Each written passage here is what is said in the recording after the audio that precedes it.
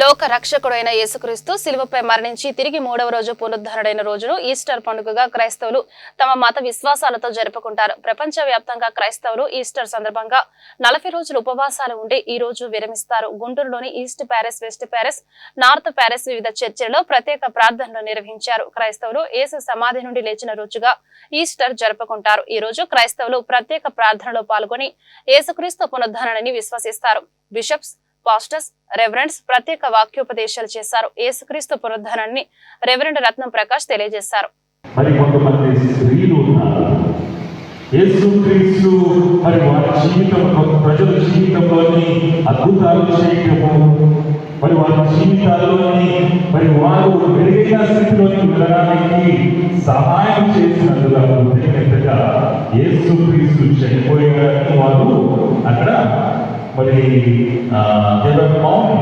బాధపడుతూ ఉన్న సమయం వచ్చిన యేసుక్రీస్తు ఆయన తిరిగి లేచాడు అన్న సత్యము మరి ఉదయం అయిన వెంటనే ఇంకా ఉన్న ప్రజలు బ్రేక్ఫాస్ట్ చేశారో లేదో తెలియదు, టీ కాఫీ తాగారో లేదో తెలియదు, న్యూస్ పేపర్ వారికి అందిందో లేదో తెలియదు అప్పుడున్న యువకులు.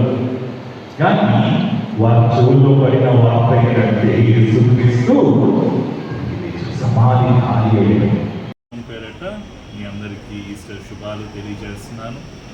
మరి యేసుక్రీస్తు ఆయన 2000 సంవత్సరాల కిందట భూమిపైకి వచ్చి మరి మానవాళిని రక్షించటానికి మరి ఆయన రక్షణ మాటలు సువార్త ప్రకటించి అనేక మందిని ఆయన శిష్యులుగా మార్చి మరి ఆయన సత్యాన్ని ఈ లోకానికి తెలియచేశారు. ఈ పునరుద్ధానమును బట్టి, ఈస్టర్ ఉద్దేశమును బట్టి ఆయన మరొకసారి మనకు తెలియచేస్తున్నది ఏంటంటే ఆయన నిజమైన దేవుడు, ఆయన శక్తిమంతుడు. ఆయనను బట్టి ఈ లోకమంతా రక్షణ కలిగి ఉంటుంది.